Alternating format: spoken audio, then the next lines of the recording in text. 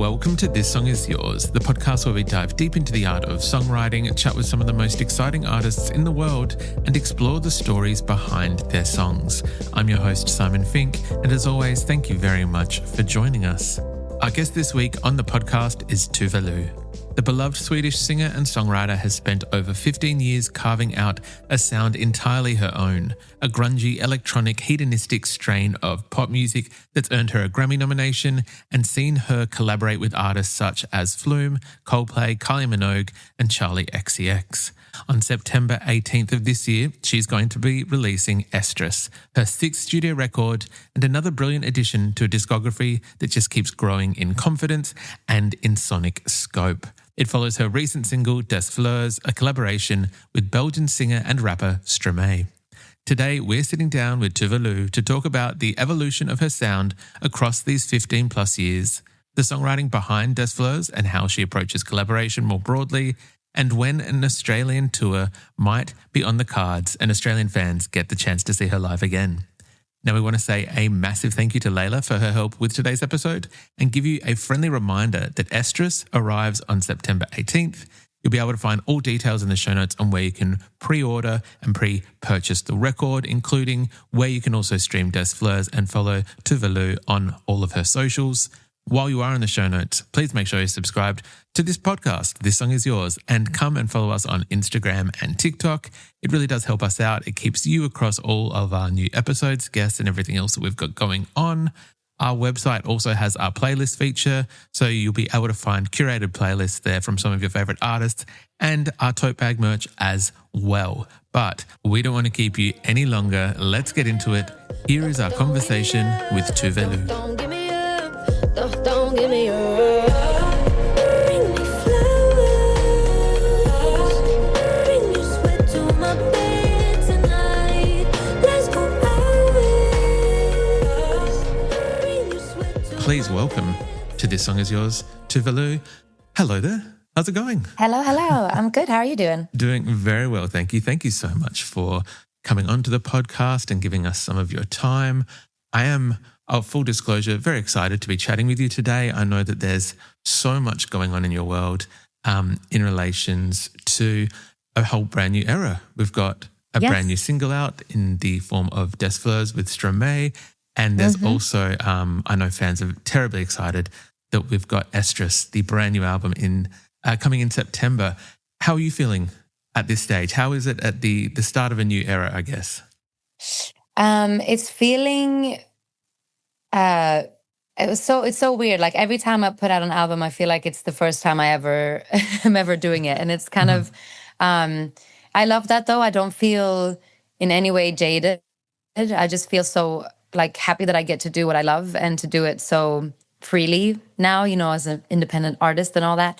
And I just I'm super proud of the album. It feels very much just where I'm at in life and how I'm feeling and what I'm going through. And I kind of feel like when people listen to it, I think I'm hoping they'll leave feeling like, okay, I have no answers, but I feel a bit more understood.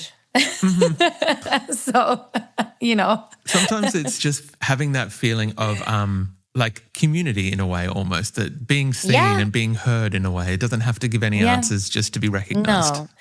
Doesn't need to be a solution or someone fixing your problem. It's more like, oh, you see where I'm coming from, kind of, I guess, yeah. Exactly. Sometimes finding kindred spirits in music can be enough to have that connection, which I kind of love. Exactly. ESTRUS is the sixth full-length record from yourself.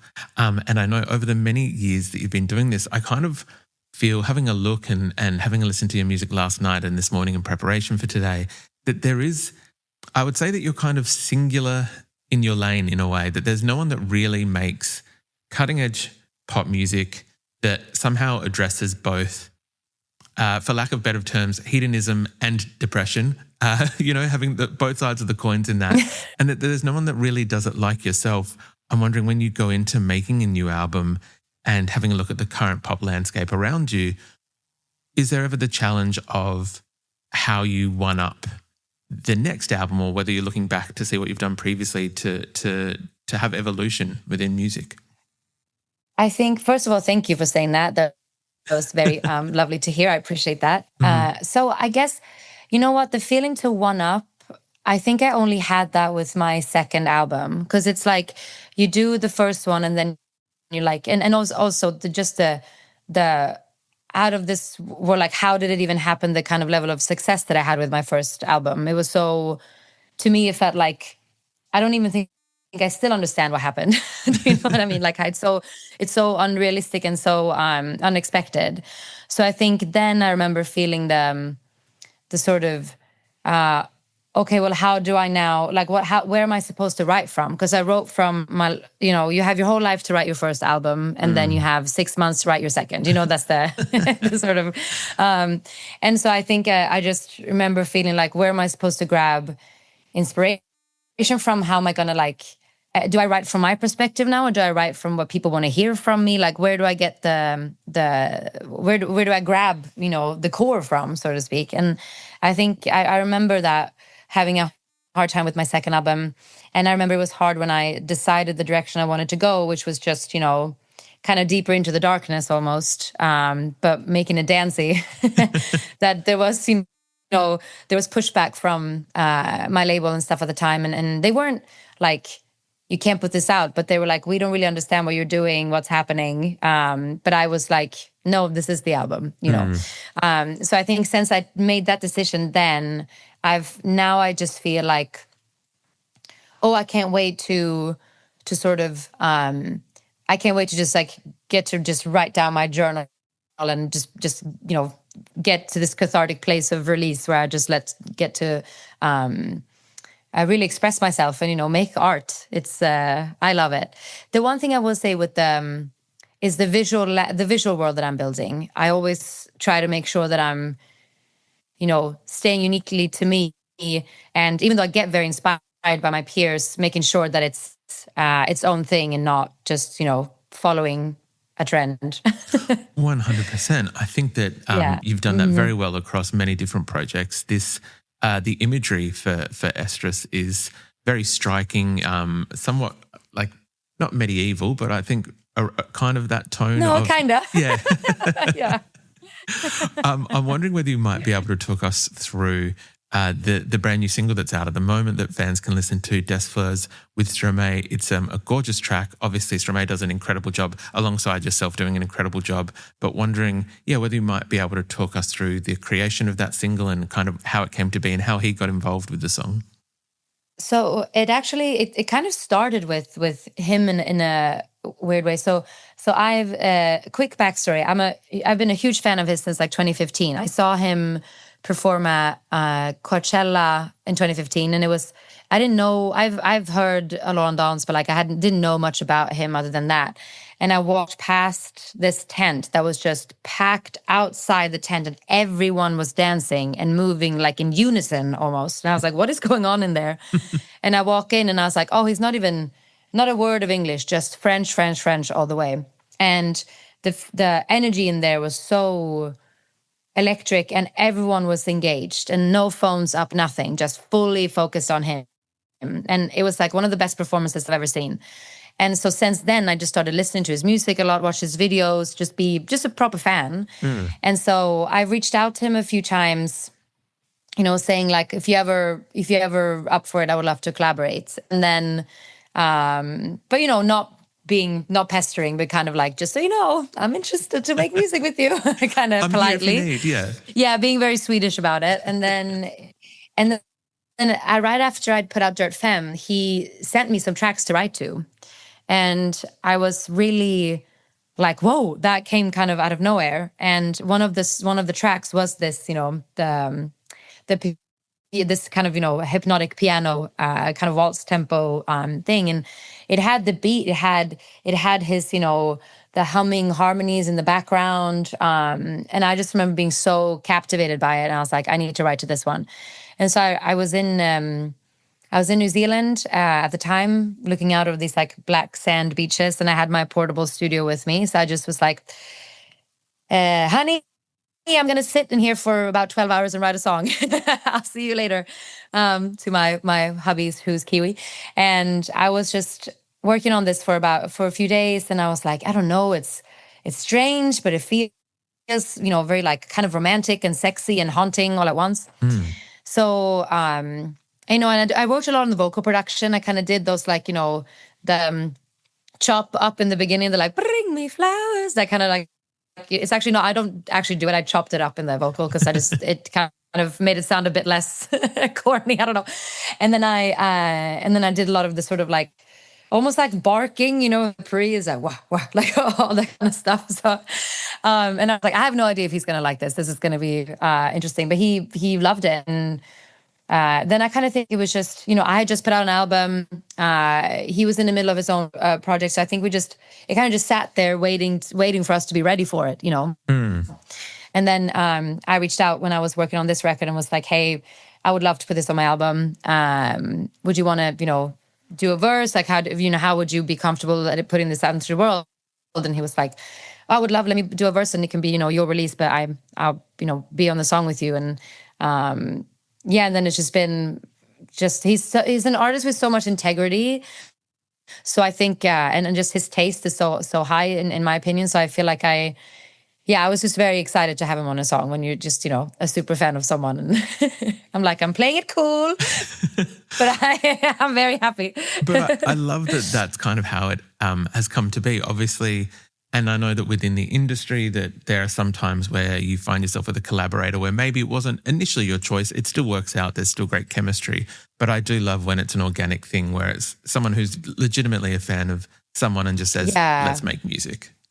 I've had a hard time doing things that didn't come organically from me being interested, or like, do you know what I mean? Like if it's like and I can kind of, most of my, like I would say all of my collaborations that have happened have been people that I'm genuine fans of and that I'm like, know their music and know about them and and that doesn't mean necessarily that they've always been a huge fan of me, but I think they've become a fan of mine when I've reached out and been like, hey, we should make music. And then it's, I kind of love that though. And I know that there's a number of Australian collaborators on that list of yours. We've got Flume. We have Mr. Dom Dollar. I believe you're going on tour with the lovely Mole Rat later this year. Yes. Yes. Probably a bit of an obvious question, but I feel that Australian fans would like me to ask, can we expect to see you at some point down here in support of ESTRUS? Absolutely, I'm coming to Australia. I would never miss it. Good to hear. Look, we just need to check. We're a little bit further away, as you know. Wondering whether you might indulge us quickly. We are primarily a songwriting podcast. Wondering whether you might be able to share where your introduction to songwriting kind of began, or what was it originally that sparked that interest? So I went to a music high school in Sweden, which is, it's a public school, so you get in based on your audition and your grades. And at the time, I just wanted to sing. I just loved singing. I had no real, experience. Like my family isn't like a music family in that sense that people play instruments or play in bands or, we didn't, like it was something I found on my own. And after going there, and there was a few people who were going kind of like on the, they got in based on being songwriters. And I remember being kind of like, because I've always journaled. I have my journals from when I was like 9 years old. I have so many just like written down, just all my emotions at all time throughout my life. And I think during seeing that, like, I just remember talking to the people that were on the sort of like doing the songwriting course, just like how do you do it? Like, what do you mean? Like, what happens? You just like, I knew so little about music. Actually, I'm realizing when I started at school, I was just like, I couldn't even tell what instruments were in a song. I had no idea. But the sparked the interest of like, if I learn an instrument and then I sing on top and then I can write words to it, I can actually get my emotions out into the world that way. Like it was very sort of like innocent and kind of unaware in terms of like, and so it kind of started there like as a teenager and I started writing songs. I mean, they're all bad, but but I did make an effort. And then from there, I just kept doing it and, trial and error, pretty much from finishing high school, just playing in bands, doing cover gigs, writing my own songs, trying to get anyone to believe in me. And it took about eight years before I got a songwriting deal at Warner Chappell in Sweden. But it was 8 years of just me believing in me and just writing songs and trying to figure it out and trying to sort of find someone, a foot in the door in the industry in some way. And but I think mainly I never stopped writing because I always felt it gave me so much. It did so much for me personally without it needing to go anywhere, you know, in terms of like career or whatever. So I think for me, it was always about just an outlet for all of my dark or just like intense feelings. Not always dark, just intense. And I think I struggled quite a lot with depression throughout my life. And once I started writing music, it did that helped a lot. Like it really took a big chunk away from that. So it was kind of, another form of therapy for me in a way. I think that there's a lot of times where like catharsis or that kind of talk around music can fall into this cliche almost bucket. But I think that there is a lot of truth to it as well, that music and songwriting can help process. It helps acknowledge things, sometimes from a different perspective to better understand things. I think it's, although, sometimes people might say it is a cliche, I think there is a lot of truth to catharsis and it's in like, processing. It doesn't have to be that for everyone. Like, you know, for some people, it's just, they just enjoy it. It's got nothing to do with their mood or whatever. It's just like, but to me, it was like, at least, especially when I started out, it was like, because I would say things in my songs that I would never say out loud to people. Yes. But then I write songs about it and release them, and then I have to talk about it anyway. But it's like, in some way, it's a great like starter to get something off your chest, and then you have to talk about it. Do you know what I mean? 100%. It's that primer to be able to feel comfortable with it almost. Yeah. So it is cliche, but it's like, you know, maybe it's like a cliche because it's true, you know, that old cliche. Exactly. Yeah, it's a double cliche. It's a hat on a hat almost. I am so excited for people to hear this record. The record is ESTRUS. It comes out the 18th of September. We will make sure that there are links in today's podcast show notes for people to pre-order, pre-buy the vinyl, the record, stream the singles, catch you on tour in the US and across Europe. And when those Australian dates are announced, those link will be the same. But Tove Lo, thank you very much for coming onto the podcast. It's been such a delight having a chat. Great. Thank you so much for having me. It was great.